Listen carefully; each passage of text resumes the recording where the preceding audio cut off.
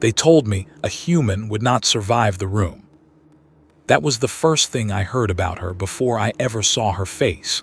I was standing in the lower corridor of the conquered ship, waiting with the other witnesses, and one of the wardens leaned close to another and said it like a fact about the weather. The human will not survive the room. He did not mean the trial would kill her. He meant the room would. He meant what the room was for.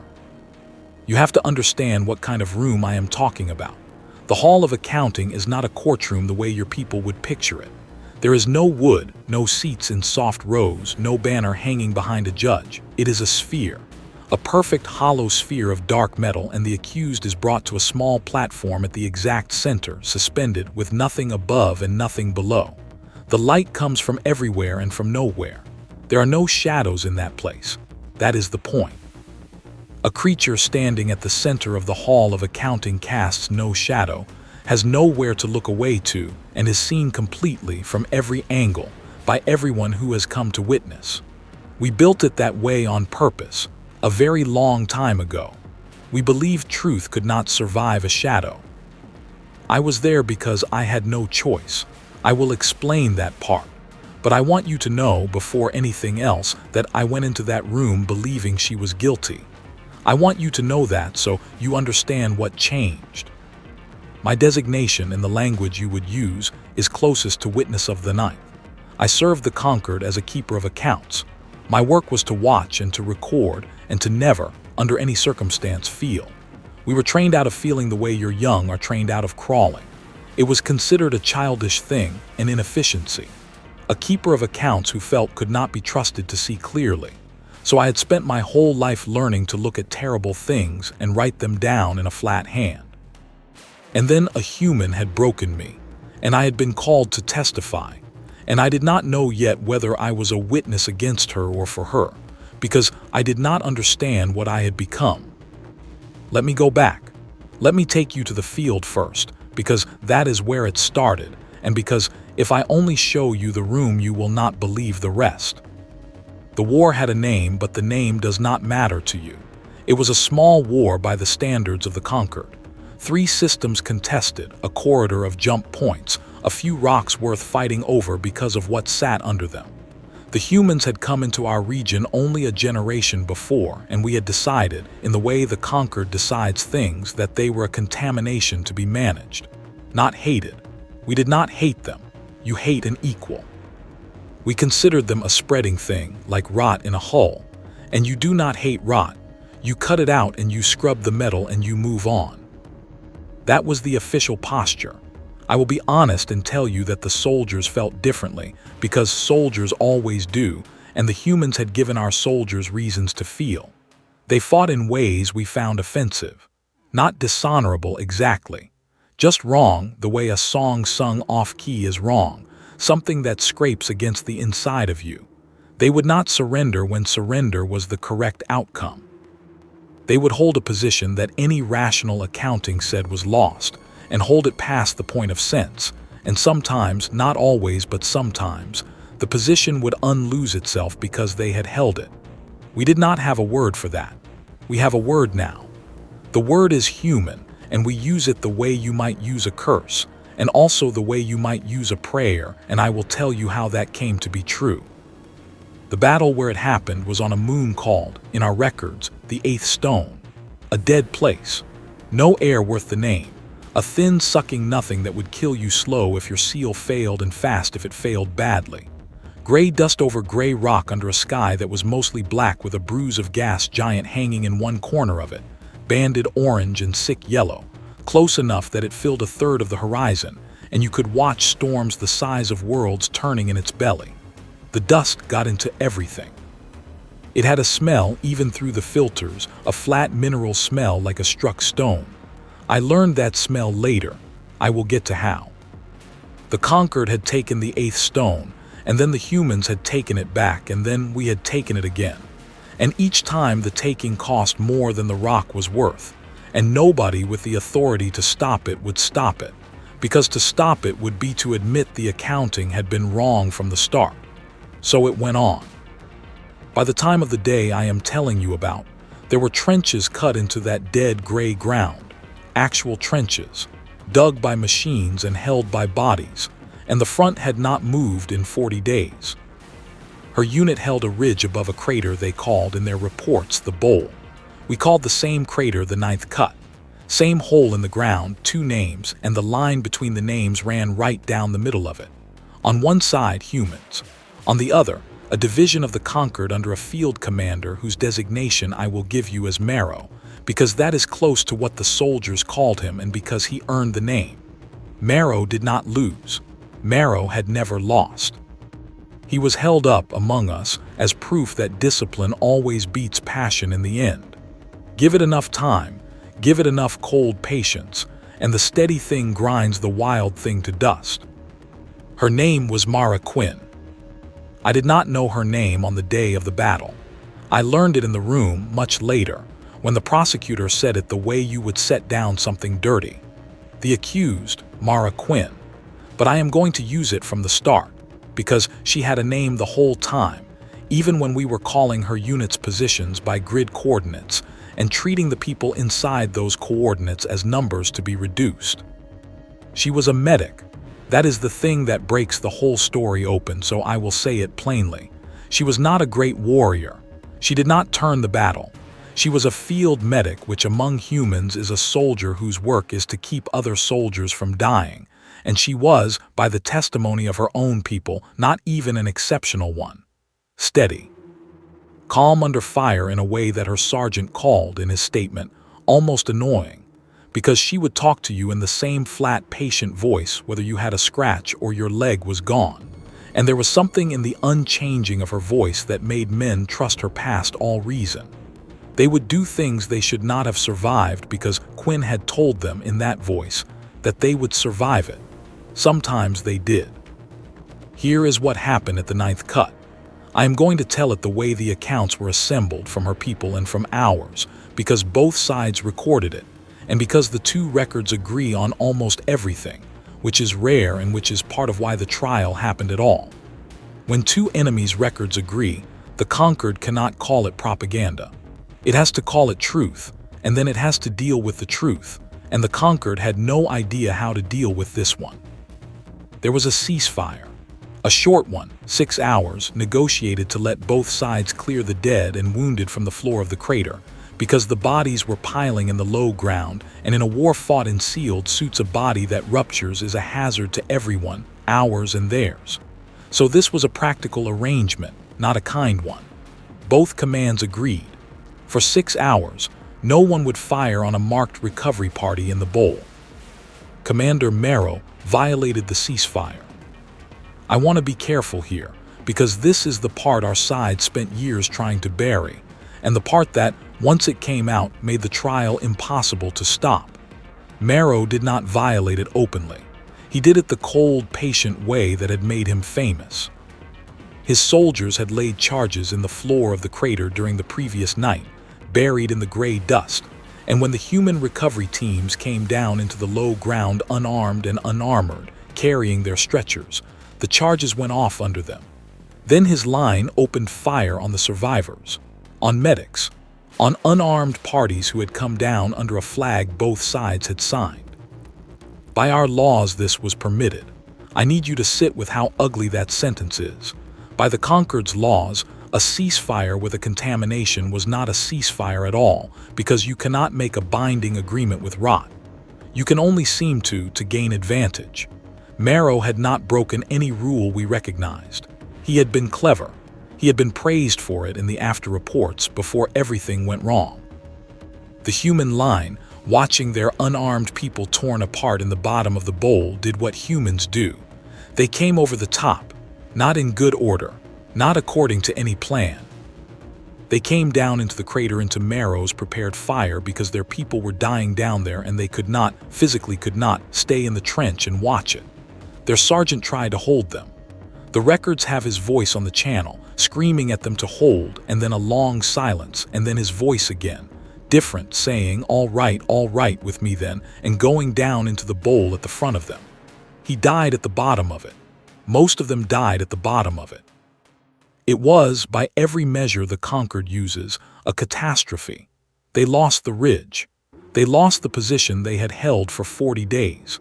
Marrow advanced his line that night across ground that was more body than dust. A victory, a clean one by the accounting. And in the middle of it, in the smoking bottom of the ninth cut, with the firing not yet stopped, Mara Quinn did the thing she stood trial for. She did not run back up the slope with the few who made it back. She did not die in the charge with the rest. She was caught in the open when the human line broke, pinned behind a slab of fallen rock with no way up and no way out, and around her in the dust were the wounded. Hers and ours. The charges and the fire had not only killed humans. The human charge into the crater had reached our forward positions, and there had been close fighting, the worst kind, the kind that happens when a plan dies and there is nothing left but bodies in the dark. And when it was over and the human attack had failed, the floor of the bowl was full of dying soldiers from both armies, tangled together, some of them within arm's reach of the enemy who had been trying to kill them a minute before. Mara Quinn was a medic with a full kit and a slab of rock between her and death, and several hours of dark to wait through before any recovery could reach her. And she had a choice. I have thought about her choice more than I have thought about anything in my life. I have run it through the cold accounting I was trained in, over and over, looking for the place where it makes sense, and I have never found that place, and I have come to believe the not finding is the entire point. A rational creature pinned, low on air, surrounded by enemies and friends bleeding out together in the dust, does one of two things. She tends her own and lets the enemy die, which is correct. Or she does nothing and conserves her air and waits for rescue, which is also correct coldly, because a medic alive is worth more than a medic who exhausts herself on the dying. Either of those, the conquered understands. Either of those, no one would ever have put her on trial for. She did neither. She worked the whole crater. That is the simple, impossible fact of it. Through the dark, on a moon that was trying to kill her, with her own air running down, Mara Quinn moved from body to body across the floor of the bowl, and she did not check the uniform first. She checked the wound. Whoever was bleeding worst, that was who she went to next. Human conquered, human conquered. It did not matter to her, and that is the thing none of us could comprehend. The thing that the prosecutor said proved her either insane or a traitor, and the defense said proved her something we did not have a word for. She treated the enemy with the same hands she treated her own, and she did not do it once, in a moment of confused mercy that could be excused as shock. She did it for hours.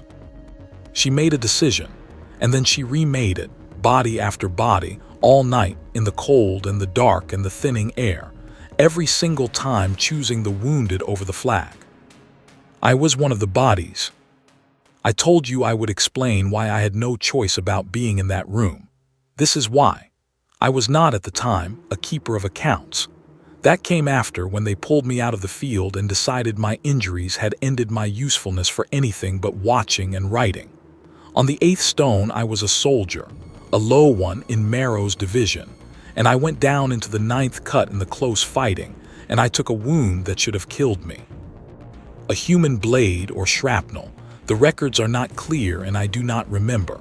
I remember the dust smell. I remember the cold coming up through the rock into my back. I remember being certain, in a calm, flat way that surprised me, that I was about to stop, and that it would not hurt, and that no one would come, because why would anyone come for me? I was on the wrong side of a battle we had won. And then there were hands on me. I could not see well. My visor had cracked and the readout was a smear of red warnings. But I felt the hands, and they were not conquered hands. They were the wrong shape, too many small joints, and I understood that an enemy was touching me, and I did not have the strength to stop her, and I waited for the knife. The knife did not come. Pressure came. Pressure on the wound, hard and certain, and a sealing patch, and a hand turning my air valve, and through the cracked visor a face, dust gray, the face of the thing we had been taught to think of as rot, looking at my wound and not at my eyes, working, and a voice. I did not have her language. The translators were down. But a voice can carry a thing past language, And the thing her voice carried was the same thing her soldiers had described, that flat, patient certainty. And the meaning under the sounds was so clear that I have never doubted it. The meaning was, "Not yet. You are not going to stop, not on my watch." I lived because Mara Quinn decided I would. She did not know my name. She never learned it. To her, I was a wounded thing in the dust that was bleeding worse than the one to my left, and so I came first, and then she moved on to the next worst, and somewhere in there she must have run her own numbers and known what she was spending. The air she breathed bandaging an enemy was air she would not have at dawn. She knew that. Her own statement later made clear she knew exactly that. She spent it anyway. When the recovery finally came, near dawn, it came from our side first, because we held the field. And here is the second impossible thing, the thing that turned a strange story into a trial that shook the conquered. The conquered recovery teams came down into the bowl and found enemy wounded alive who should have been dead. Found our own soldiers patched with human field dressings. Found in the middle of it, a human medic nearly out of air, too weak to lift her own arms, still trying when they reached her, still trying to get pressure on the chest of a conquered soldier she had been keeping alive for an hour. They could have killed her there. By our law they should have.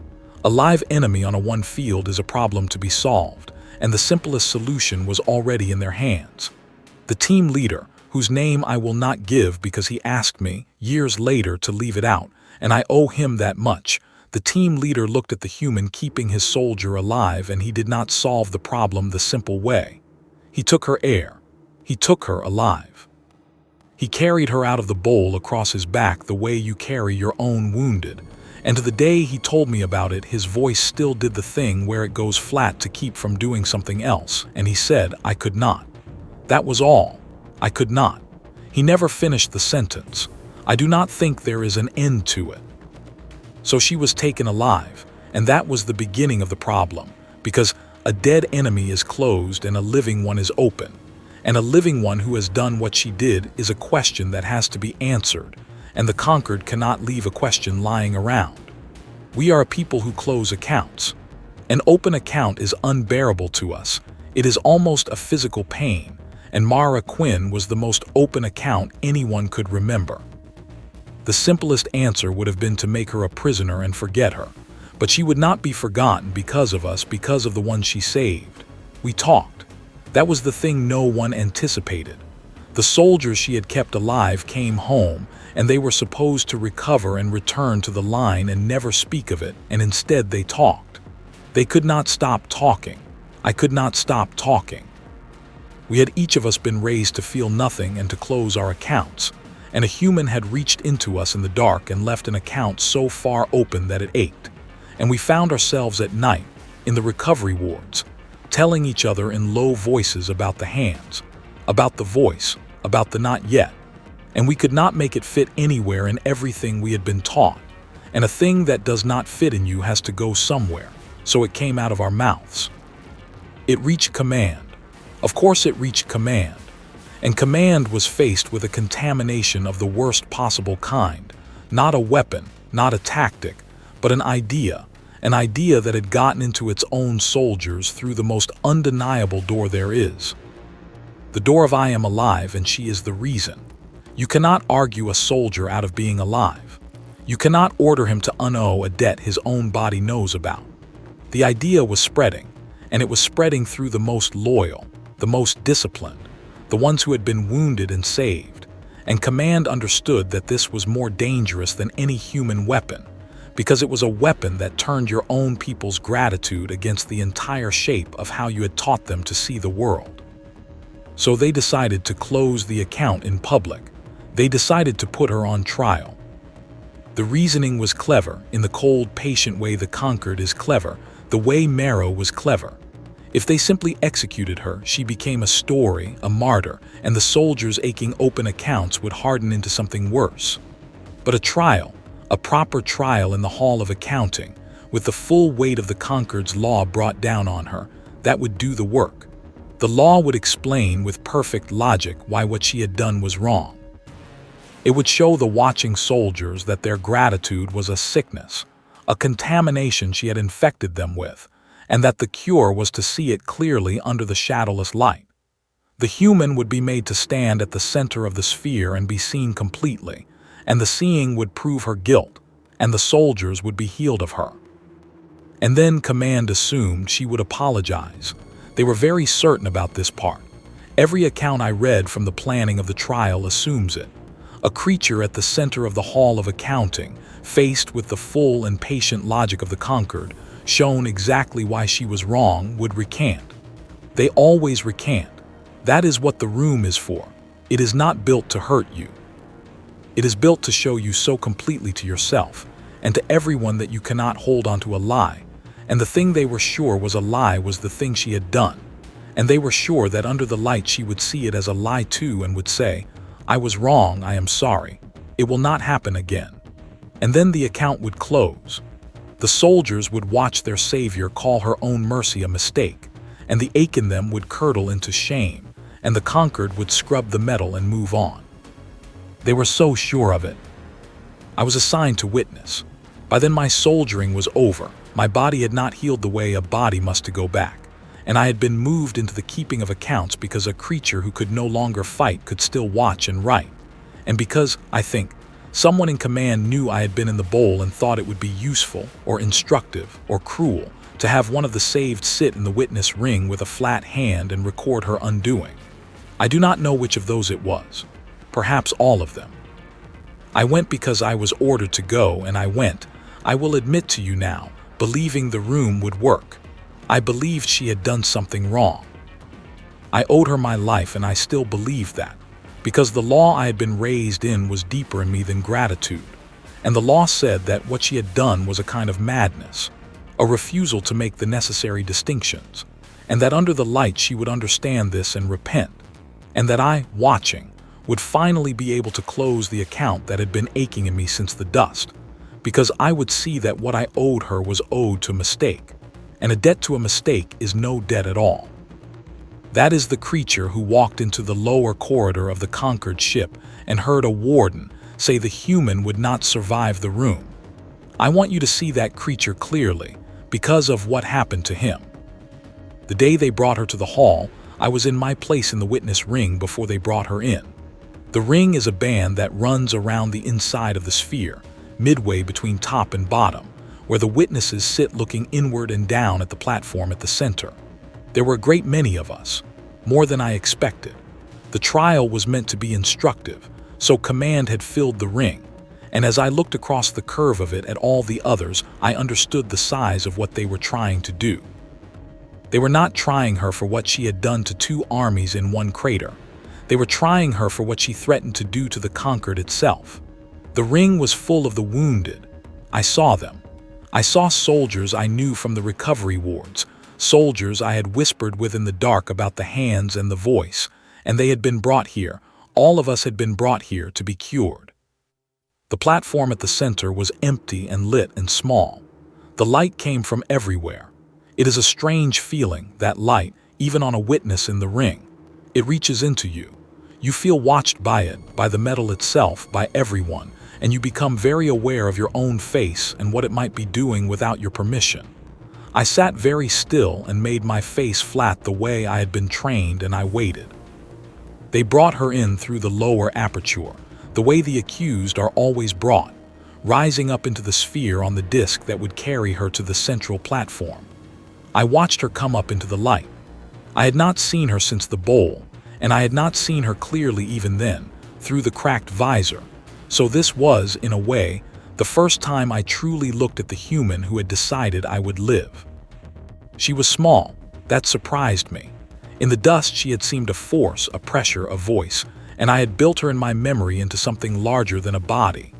The body that rose into the light was a small thing, thin, the way humans get thin when you keep them somewhere a long time, and she moved stiffly, favoring one side, an old wound or a new injury, I could not tell.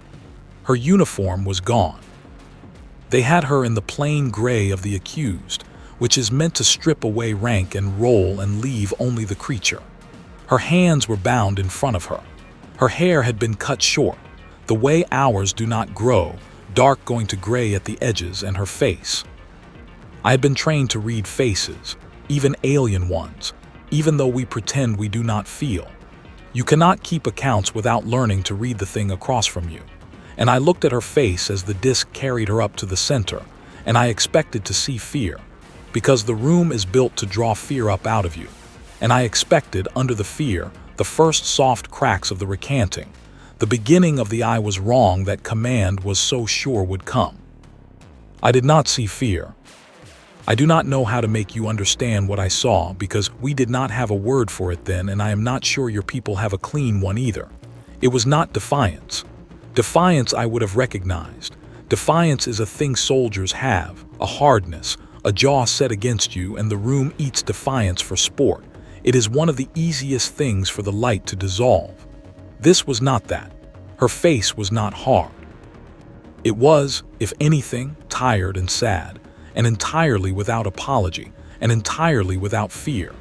And as the disc locked into place at the center of the Hall of Accounting, and she stood at the heart of the most complete seeing our civilization had ever built, surrounded on every side by the people who had come to watch her break, she lifted her head and looked up into the ring at all of us slowly, all the way around, taking us in. And I had the impossible feeling that she was the one doing the accounting, that she had walked into the room built to see her completely, and had instead begun to see us. Her eyes went around the ring and they stopped, for just a moment longer than the rest, on the wounded, on the soldiers she had saved. She knew them. Across all that distance and all that light she found the faces of the ones from the bowl, and she looked at each of them. And I watched the soldiers I had whispered with in the dark sit there pinned by that look, unable to make their own faces flat. And I felt the first crack run through the whole careful plan, because a thing was happening that command had not accounted for. They had assumed she would be the one undone by being seen. They had not considered that she might do the seeing, and that being seen, truly seen, by the one you owe your life to, in front of everyone with no shadow to hide in, might be the most unbearable thing of all. The presiding voice of the conquered spoke from the metal, from everywhere, the way the light came from everywhere, and read the account against her. I will give you the shape of it in your words. That she, a medic of the human forces, designated Mara Quinn, did upon the field of the 8th stone render aid to soldiers of the conquered, the enemies of her people, in deliberate and sustained violation of the proper distinction between friend and foe. That she did so not once, but continuously through the course of a night. That in so doing she expended resources, including her own survival margin, that were not hers to expend upon the enemy. That her act was either an act of derangement, in which case she would be treated, or an act of treason against the natural order of war recognized by all civilized peoples, in which case she would be accounted for, and that she was brought before the hall to be seen and to answer. There is a thing the accused is supposed to do when the account has been read in the silence after. The accused is supposed to begin, to explain, to plead, to recant, to do whatever the creature is going to do under the light, and the room waits for it, and the waiting is itself a kind of pressure. The whole sphere leaning in on the small lit figure at the center, every witness silent, the metal silent, the light pressing. Mara Quinn stood in that silence for a long time. I could see her breathing. I could see the rise and fall of it slow, even that patient steadiness her soldiers had spoken of, the rhythm she must have kept in the bowl moving from body to body. She let the silence go on. She let it get heavy. And I understood, watching her, that she was not frozen, not searching for words, not breaking. She was waiting on purpose. She was letting the room do its pressing and choosing, with that infuriating calm, exactly when she would speak, the way she must have chosen exactly which wound to press first in the dark. And then she spoke, and the translators carried it up into the ring, into all of us. And her voice was the flat, patient, certain voice I had heard through a cracked visor on the worst night of my life. The voice that had said not yet to a dying enemy, and what she said was not an explanation, and it was not a plea, and it was most certainly not an apology. What she said was a question. She looked up into the ring, at all of us, at the wounded she had saved and the warriors who had come to watch her break, and in that steady voice she asked us, "Which of you would like me to say I was sorry I let you live?" The silence after that was not the silence the room was built to make. It was a different silence. It was the silence of a great machine that has been fed the one thing it cannot process. And I sat in the witness ring with my flat hand on the recording, and I felt the account inside me, the one that had been aching since the dust, the one I had come here to finally close, crack the rest of the way open. And I knew, with a certainty as cold and clear as the light, that nothing in this room was going to go the way Command had planned. And that was only the beginning. Which of you would like me to say, "I was sorry I let you live"? The question hung in the sphere, and the sphere did not know what to do with it. I have told you what the Hall of Accounting is for. It is built to draw the truth up out of the accused and lay it bare under a light that casts no shadow. It is a machine for one direction of seeing. The accused is seen, the ring sees. That is the law of the room, older than any of us. And in one sentence, in that flat, patient voice, the human had turned the light around. She had asked a question, and a question travels outward, and now the light that had no shadow was falling on the witnesses too, on the wounded she had named without nomming, and there was nowhere for any of us to look away to, because the room had been built on purpose to make sure of that. The presiding voice recovered first. The presiding voice is not a single creature. It is the assembled judgment of the conquered, spoken through the metal, and it does not get flustered, because it is not one thing that can be flustered. It simply continued as if she had not spoken, the way water continues around a stone. The accused will not address the witnesses. The accused will answer the account. The account holds that the act was either derangement or treason. The accused will speak to which. I watched her hear that through the translator. I watched the small, tired, sad, unafraid face take it in. And she did a human thing then that I have come to understand is one of the most dangerous things your people do, more dangerous than the holding of lost positions, more dangerous than the coming over the top.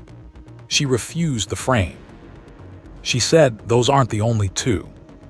She said it simply, the way you would correct a child who had counted wrong, and there was no insolence in it, which made it worse because insolence the room can dissolve. Insolence is a kind of fear wearing armor, and the light strips the armor and finds the fear. There was no fear under hers. There was only the flat correction. Those aren't the only two. You've given me derangement or treason. I'm neither. I'm a medic. A medic treats the wounded. That's the whole thing. That's all of it. You've built a room to make me choose between two lies, and I'm telling you I won't. Because the truth is so much smaller than either one, and you already know it. The whole thing, she said. That's all of it. And the terrible part, the part I felt move through the witness ring like a change in pressure, was that it was small. She was right that it was small.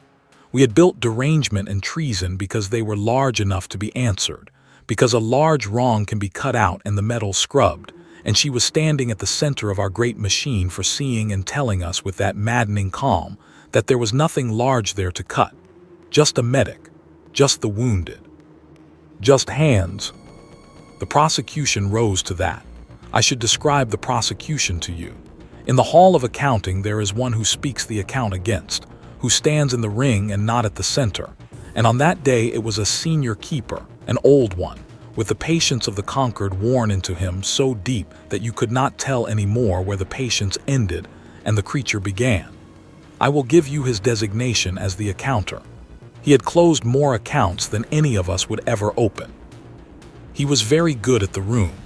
He had broken better armored things than a tired human medic, and he was not troubled by her, not yet, because he had a plan, and the plan did not require her to cooperate. The room would do the work. It always did. The accounter did not argue with her about whether it was small. That was his skill. He let the smallness sit, and then he made it large by a different road. He said, in essence, you say you treated the wounded. You treated the enemy. You expended your own survival margin upon soldiers who, the hour before, had been trying to kill you, and who, the hour after, had they recovered enough, would have tried again. By your own act, you increased the number of enemies your people would face.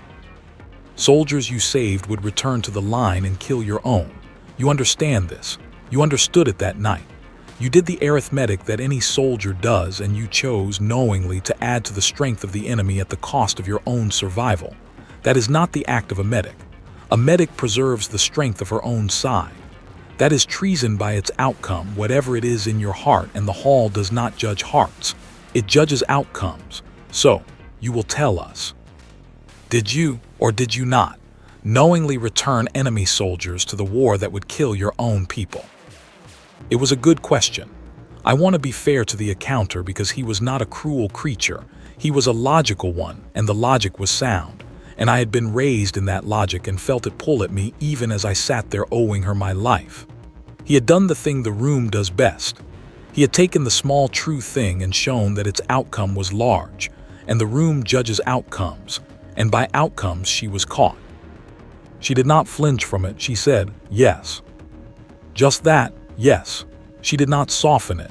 She did not say, but she did not say, however. She did not reach for the explanation that would have made it survivable. She said, yes, I knew, and I did it anyway, and I watched the accounter's posture shift the smallest amount, because he had expected the explanation, the place where she would try to wriggle out, and instead she had walked straight into his arithmetic and agreed with all of it. And a creature who agrees with your whole case and is still not afraid is a creature you do not understand, and a thing you do not understand cannot be closed. And then she gave them the thing they had not accounted for. She did not defend her act. She put theirs on the table. She said, you want to talk about who returns to the war? All right, let's talk about it. There was a ceasefire on the 8th stone, 6 hours. Both commands signed it. My people went down into that crater unarmed under a flag both armies agreed to clear the dead so the living wouldn't choke on them. And your commander put charges in the ground the night before and blew them under unarmed medics and then opened fire on the survivors. You want to judge outcomes. Fine. The outcome of my night in that crater is that some of your soldiers are alive. The outcome of your commander's night is a signed ceasefire turned into a slaughter. You've put me at the center of your room to be seen. Where is he? And the room changed. I felt it change. You cannot keep accounts for as long as I had and not feel the moment a room turns, and the hall turned then, all of it, the whole great sphere, like a vast slow body shifting its weight. Because here is the thing about the ceasefire violation. Command knew. Of course Command knew. It was in the field reports, buried in the dry language we use to bury things, and it had been praised quietly and then deliberately not mentioned. Because by our law Marrow had done nothing wrong. A ceasefire with a contamination is not binding, and there had been no reason to ever bring it into the light, because the light is only ever supposed to fall one direction, on the accused, and Marrow was not the accused. Mara Quinn was. The whole architecture of the trial depended on the light falling only on her. And she had named the ceasefire in the Hall of Accounting, out loud, in front of the full ring, in front of the wounded, in front of all of us, and the light had no shadow. And now the thing that had been buried in dry language was lying in the open at the center of the sphere, and it could not be put back, because the room is built to make sure nothing can be put back. They had chosen the most exposing place in our civilization to break her, and she had used the exposure on them. The accounter was patient. I will give him that to the end. He did not panic, because creatures like the accounter do not panic, they recalibrate. He said, the conduct of the field commander is not before this hall. The accused will confine herself to the account against her. And she said, no. She said it the way she had said yes, flatly, without armor. No, you don't get to do that. You can't bring me into a room built to see everything and then tell me half of it isn't allowed to be seen. That's not a room for truth. That's a room for the truth you've already decided on. If outcomes are what we're judging, then his outcome is on the table next to mine because they happened in the same crater on the same night. And the only difference between what he did and what you say I did is that I added lives and he subtracted them. So no, I won't confine myself. You wanted to see me. Look at all of it. I have to tell you what was happening in the ring, because the trial was not only happening at the center. It was happening in the witnesses, in us. And command had filled the ring with the wounded believing that we would be the instruments of her undoing, that we would watch our Savior recant and be cured of her. And instead we were sitting in the shadowless light hearing her refuse to recant, hearing her name the thing our own command had buried. And the light was on us too. And I looked across the ring, and I saw the soldiers from the bowl, the ones I had whispered with in the dark, and their faces were not flat anymore. The room would not let them be flat. There is nowhere to hide in the hall of accounting. That was supposed to be her problem. It had become ours. I will tell you about one of them because he is part of how it broke. There was a soldier in the ring, 3 places along the curve from me, whose designation I will give you as Lance, a forward trooper, young, the kind of young that the war used up fastest. Lance had been in the bowl. Lance had been one of hers. I knew this because Lance had been in the recovery ward when I was, and Lance had been the worst of us at keeping it in, the one who had needed most to talk, who would say in the dark, over and over, she didn't have to. Why did she? I had my sidearm under me the whole time I could have. Why did she? Lance had a wound that left him with a tremor in one limb, a thing he could not control, and he had been brought to the ring like the rest of us to watch his savior be proven a mistake. And as Mara Quinn refused to recant, as she stood there and named the ceasefire and would not confine herself, I watched Lance's tremor get worse and worse, and I understood that the room was doing to him exactly what it was built to do. It was drawing a truth up out of him that he could not hold down. And there was no shadow, and everyone could see. The accountant saw it too. The accountant was good at the room, and he saw the ring turning, and he made a decision that I have thought about for a long time, because it was the right decision by the logic he served, and it was the thing that finished his case. He decided to use the wounded. He decided that if the human would not recant, he would make the saved recant for her. He would call on the soldiers she had saved to testify, in the light, that they did not want what she had given them, that her mercy had been an imposition, a contamination, a thing done to them and not for them, and that they repudiated it. He believed they would because they were conquered soldiers, disciplined, loyal, raised in the same logic as I was, and because the pressure of the room is enormous and a creature under that pressure will reach for the thing it has been trained to say. He called the first of the wounded by designation, not Lance. Another one steadier, a soldier who had been less broken in the wards, who I think the accountant judged most likely to hold the line. And the disc lit beneath that soldier's place in the ring, the way it does when a witness is called to speak, and the light gathered on him and the accountant put the question to him plainly. You were on the field of the 8th stone. You were among the wounded in the crater. The accused rendered you aid. Tell the hall, do you account this aid a wrong done to you? Do you repudiate it? And here is the thing about our discipline, the thing command counted on, and the thing that in the end was its undoing. We are very, very good at saying the correct thing. We are trained to it from before we can fight. And the soldier in the light, under all that pressure, in front of the full ring, reached for the correct thing, the trained thing, the thing that would close the account and let him sit down. And he opened his mouth to say it, to say, yes, I repudiate it. It was a wrong, and I watched him try. I watched the trained shape of the words come up in him. And he could not say it. I want you to understand that this was not courage at first. This was not a soldier defying his command out of conviction.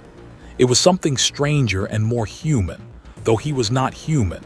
It was something her hands had put into him in the dark that would not let the trained words out. He looked across the sphere at her, at the small, bound, tired figure at the center who had decided he would live, and he tried to say that her deciding it was a wrong done to him, and the truth would not let him, because the room was built to not let it. And what came out of him instead, cracked, was not the trained thing at all. What came out of him was, she held my air valve. That was all. She held my air valve. And then he could not go on, and the light held him there, unable to say the correct thing and unable to take back the true thing. And the accountant, I think, understood in that moment that he had made a mistake, because he had brought the saved into the one room where they could not lie, and he had asked them to lie, and the room would not permit it. It came apart from there, not all at once, but the way a seal fails, a hiss and then a tearing. The accounter tried to move on to call another to find one steady enough, and the next one asked to repudiate was silent, a silence that said more than the first soldier's broken words, a silence that the whole ring heard. And the silence was a contagion of the kind Command had been so afraid of. Except Command had assembled the contagion in one room and turned the truth light on it, and now could not contain what it had gathered. And then Lance stood. You do not stand in the witness ring. It is not done. The witnesses sit. The light comes to you when you are called. You do not rise of your own will, and you do not speak unbidden. Lance stood with his tremor 3 places along the curve from me. A young trooper the war had used and his own command had brought here to be cured of the one good thing that had happened to him. And he stood without being called, and the room's attention swung to him, the light gathering on a creature who had not been summoned. And the presiding voice began to speak the correction. The witness will resume his place. And Lance spoke over the presiding voice of the conquered, which is a thing I had never seen done. A thing I did not know a creature could do, and his voice was shaking the way his limbs shook, and he said, I had my sidearm under me, the whole time. I could have used it on her. She was bent over me with her back open, and I had my sidearm in my hand under my own body, and I did not use it. And I have told myself it was because I was too weak, but I was not too weak. I want this room to account that. I was not too weak. I chose the way she chose. I lay there and I chose not to kill the thing that was saving me. And you have brought me here to call that a sickness, and I will not. I will not call it a sickness. It is the only clean thing I have done in this whole war. And he sat down, or he fell down, I could not tell. The tremor had taken him, and 2 soldiers near him caught him, and the ring was not a ring of witnesses anymore. It was something the Hall of Accounting had never held. It was a room full of the wounded, in a light with no shadow, all of them being seen completely, and what was being seen in them was not the sickness Command had promised. It was the clean thing. It was the only clean thing any of them had, and they were not going to let the room take it. Through all of it, she stood at the center and said nothing. She did not press her advantage. She did not look triumphant. I do not think she felt triumphant. I think she felt the way she had felt in the bowl, that there was work in front of her and she would do it, and the doing was not a victory, it was just the work. She let the wounded speak. She had asked one question, and then she had stood in the light and let the room do to us what it had been built to do, except aimed, for once, at the truth instead of at the convenient lie. And the truth was that she had reached into the enemy and left something there that would not come out. And now it was coming out in the open, in front of Command, and it could not be put back. The accounter stopped calling witnesses. I want to tell you about the accounter's face. In that moment, because I was watching it, it was my work to watch, and the accounter had the patience of the conquered worn so deep into him that you could not find the creature under it. And for the first time I saw the creature.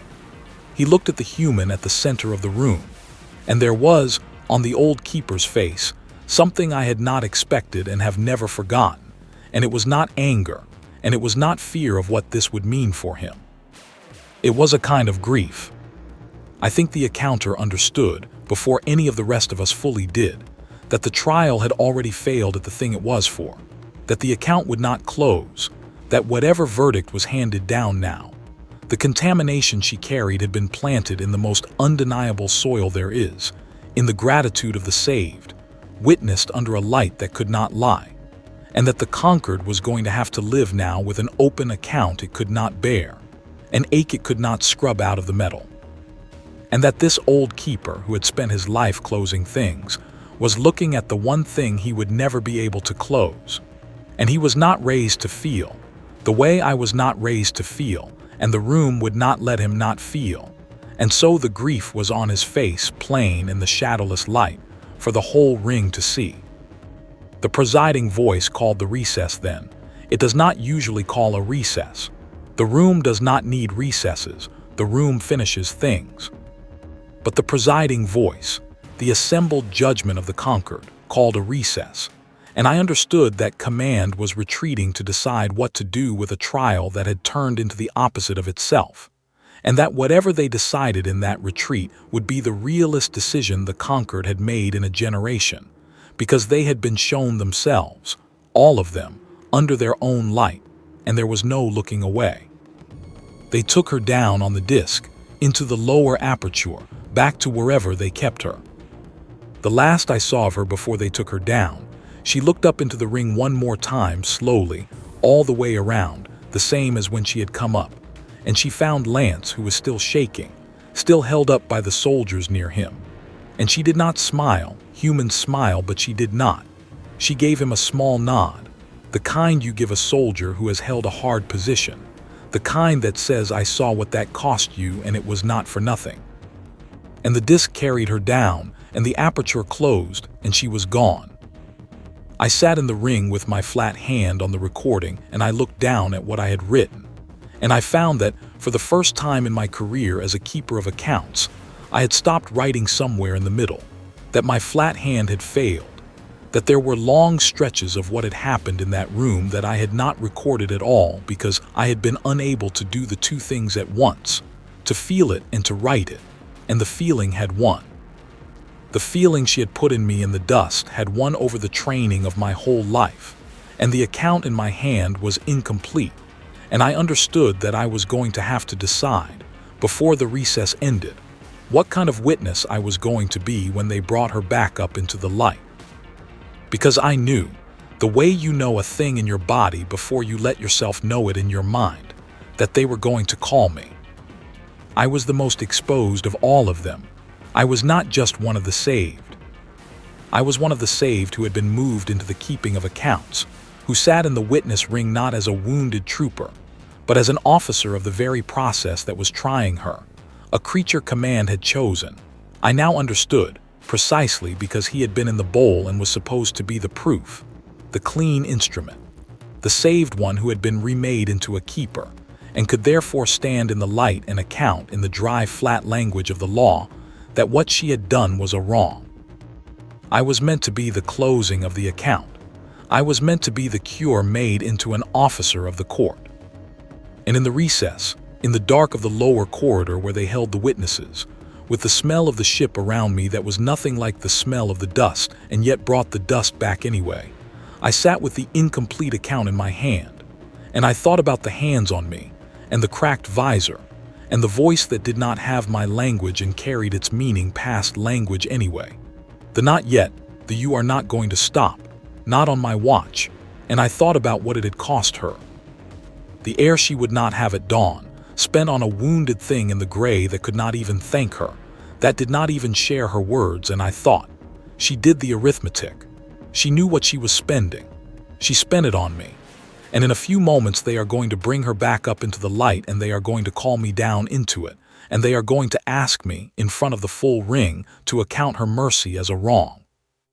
And I was a keeper of accounts, and I knew, finally, with the cold, clear certainty of the shadowless light, which account IW.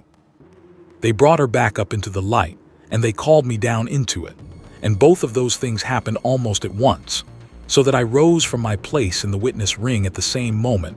The disc carried her up to the center, and for a breath we were the only two creatures in motion in the whole sphere, her coming up, me coming down to the speaking place in the ring where the called witness stands, and I will tell you that our eyes met across that distance, across all that shadowless light. And she looked at me the way she had looked at the wounded, searching, and I watched her find in my face the thing I had decided in the dark of the corridor, and she gave me the smallest tilt of her head, not a nod, smaller than the nod she had given Lance, just an acknowledgement, just a we both know what's about to happen, and then she faced forward and stood at the center bound and tired and unafraid and waited for me to do whatever I was going to do. The accounter put the question to me. He did it gently for him because he understood what I was. He laid it out for the ring first, who I was, so that my words would carry the weight he wanted them to carry.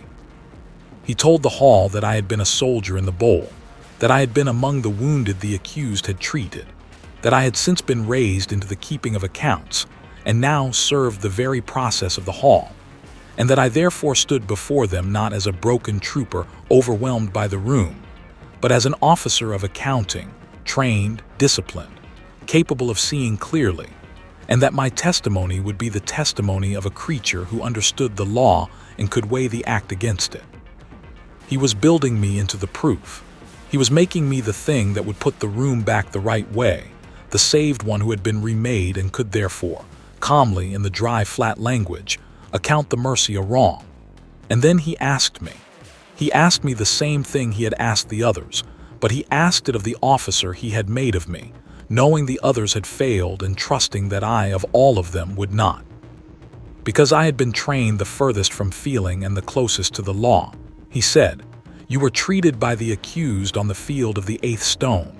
You are a keeper of accounts. Tell the hall in the language of the law you serve. Was the aid rendered to you a wrong?" The light was on me. I want you to understand the light. I had sat in the ring my whole career and watched it fall on others, and I had thought I understood it. And I did not. You cannot understand it from the ring. You have to stand in the speaking place with it falling on you from everywhere and no shadow to hold any part of you back, with the full sphere of your own people watching, with the accused at the center close enough that you can see her breathing, and feel the room reach into you and begin, with enormous patience, to draw the truth up out of you whether you will it or not. That is what the light is. It is not a punishment. It is the most complete attention any civilization has ever built, and it had me, and there was nowhere to go. And I found that I did not want to go anywhere. That was the thing that surprised me, standing in it. I had braced in the corridor for a fight, for the long agony of holding a truth against the trained words the way the first soldier had failed to, and Lance had only managed by breaking. And there was no fight, because the light was not pulling against me. The light wanted the truth, and I wanted to tell it. And for the first time in my life, the room and the creature in it wanted the same thing. And so I did not have to be drawn. I simply opened. And what came out was not the flat language of the law, because the flat language could not hold it, and I let the flat language go. I said she did not know my name. I said it to the whole ring, to the accounter, to the presiding voice in the metal, to all of them. She did not know my name. She does not know it now. To her I was a wound in the dust that was bleeding worse than the wound beside me, and so she came to me first, and she put her hands on me, an enemy's hands, the wrong shape, too many small joints, and I had no strength to stop her, and I waited for the knife, because that is what I had been taught the enemy was, a thing that brings the knife, and the knife did not come. Pressure came. She put pressure on the place I was opening from, and she sealed it, and she turned my air so I would have more, the air she would need at dawn, and she said something I could not understand, and I understood it anyway, and what it meant was not yet. You are not going to stop. Not on my watch. I said, the accounter asks me to account this a wrong in the language of the law. I have served that law my whole life since the bowl. I am good at it. And I have searched the law for the place where what she did to me is a wrong. And I want to tell this hall, as a keeper of accounts, as an officer of this process, that I cannot find it. There is no entry for it. The law has a place for derangement and a place for treason, and it has no place for hands in the dust that do not check the uniform first. And I have come to believe that the missing place is not a flaw in her. It is a flaw in us. We built a law with no room in it for the thing she did, and then we built a room with no shadow in it to prove she was wrong, and we brought her here certain she would apologize, and she will not apologize, and I want this hall to understand why she will not, because I understand it now in a way I could not before I stood in this light. She will not apologize because an apology is the closing of an account. It says, "This was a debt incurred in error, and I retract it, and now we are even, and the matter is closed." That is what command wants. They do not want her dead so much as they want her closed. They want the saved to watch her say it was a mistake so that the debt we carry can be retracted, so that the ache can be called a sickness and scrubbed out of the metal, and the account closed, and all of us, the whole conquered, allowed to go back to a world where the enemy is rot and mercy to the enemy is madness, and the lines are clean again. That is the apology they are waiting for, and she will not give it. Not because she is proud, and not because she is deranged, and not because she is a traitor, but because it would be a lie, and she does not lie. I learned that in the dust before I learned her name, and the lie they want is the lie that what she did was a wrong. She will not say she is sorry she let us live, because she is not sorry, because it was not a wrong, because it was, as the trooper said before he was caught and could not say otherwise, the only clean thing in the whole war, and she will not call the only clean thing a sin to make the rest of us comfortable. I said, I am one of the wounded she saved. I am also a keeper of accounts, and I am telling this hall in both of those voices at once that the account against her does not balance, and that I will not be the creature who closes it, and that if my refusal ends my own standing in this process, then it ends it because I owe a debt that an apology would erase, and I do not want it erased. I want to owe it. I have decided that I would rather carry this open account for the rest of my life than live in a world where she has been made to call my life a mistake. And I stepped back out of the light, or I tried to, and my legs did the thing Lance's limb had done. And I do not remember sitting down, but I was sitting, and the account in my hand was on the floor where I had dropped it, the incomplete flat account, lying there in the shadowless light where everyone could see that the keeper had stopped keeping. There was no recess this time. The presiding voice did not call one. I think there was nothing left to retreat and decide. I think the deciding had become impossible the moment the saved would not lie and the keeper would not close, because the only verdict the trial had been built to produce was the recanting, and the recanting was not going to come, not from her and not from us. And a machine built for one outcome that cannot reach that outcome does not produce a different outcome. It simply stops. The way an account that cannot be balanced does not balance differently. It stays open. The presiding voice spoke the verdict. I will tell you what it was, because it was the strangest verdict in the history of the hall, and because it is the reason any of this is known, the reason I am able to tell you at all. It did not find her guilty. It could not, because guilt required the act to be one of the two things the account had named, derangement or treason, and the room had failed to prove either. The room had instead proven, on its own witnesses, in its own shadowless light, the thing it had been built to disprove. And it did not find her innocent, because innocence would have meant the conquered declaring in its highest court that mercy to the enemy was no wrong, and the conquered could not say that, not yet, not in one day. It was too large a turning for a civilization to make at once. So the presiding voice did the thing a great machine does when it cannot resolve. The thing that I have come to believe was, in its way, the most honest thing the conquered had ever done, even though it was meant as an evasion. It declined to account her. It said, the matter exceeds the hall. It said the act of the accused fell outside the categories by which the conquered renders judgment, and that the hall would not force it into a category it did not fit, and that therefore no finding would be entered and the accused would not be sentenced, and the account would remain open, unbalanced, unclosed. The presiding voice of the conquered, the assembled judgment of my entire civilization, stood in the room built to close all accounts and declared that this one it could not close, and then it did the only thing left to do with a creature it could neither convict nor free. It ordered her return to her own people. In exchange, the records say, for nothing. There was no exchange. There were prisoners who could have been traded, advantages that could have been pressed. The conquered asked for none of it. They simply could not keep her, because to keep her was to keep the open account in front of them every day, and they could not close her. And so they did the thing that astonished both armies.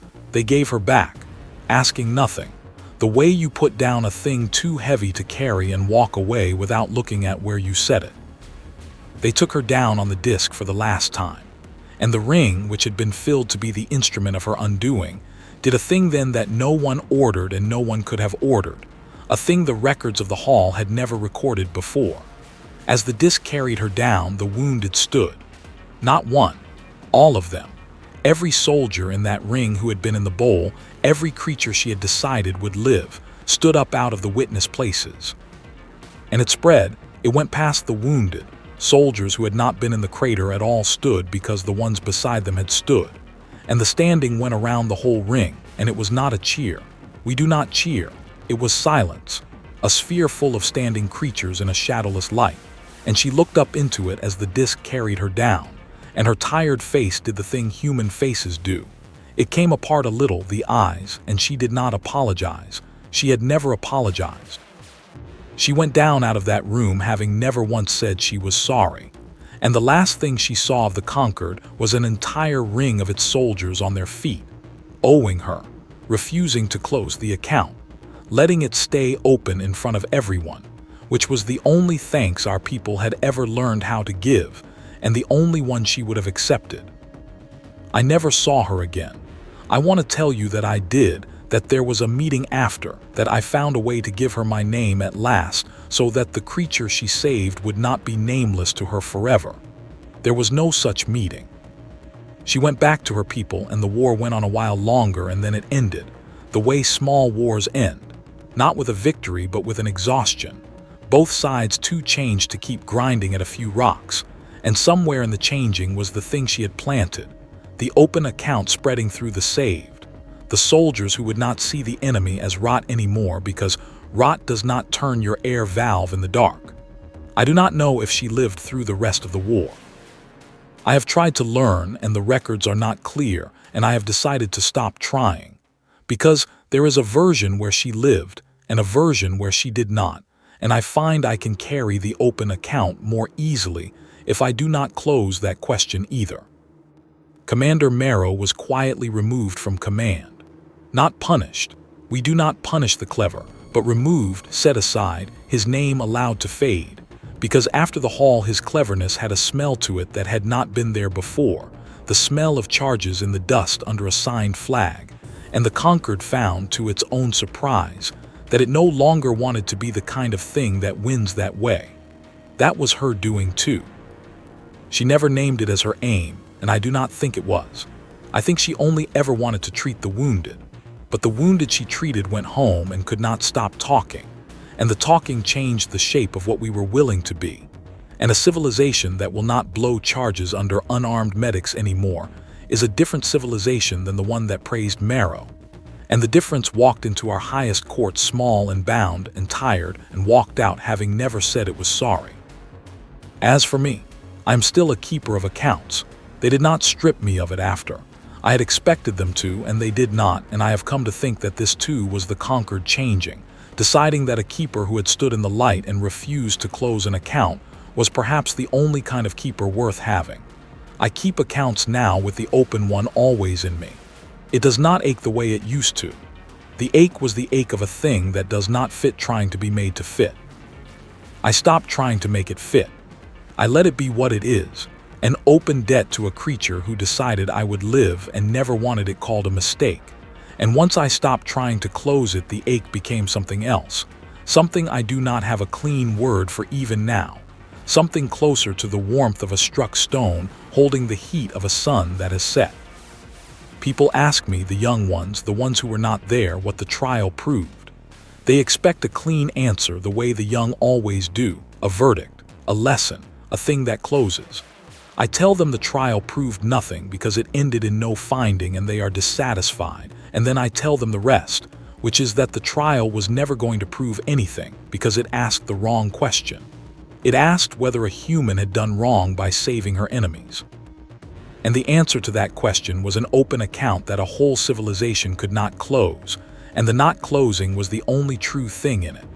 The conquered built the most complete machine for seeing that has ever existed, a room with no shadow to look at one small tired creature and prove her wrong. And the room worked. The room saw her completely. And what it saw in the end, in its own shadowless light, was that she was not the one who needed to be sorry. She stood at the center of everything we were, and we asked her to apologize for letting her enemies live. And she looked at us, and she would not. And she was right not to, and that is the whole of it, that is all of it, and I have carried it for the rest of my life. and I would not put it down for anything, because there are some accounts you are not supposed to close. She never said she was sorry. I have decided that is the most human thing I have ever heard.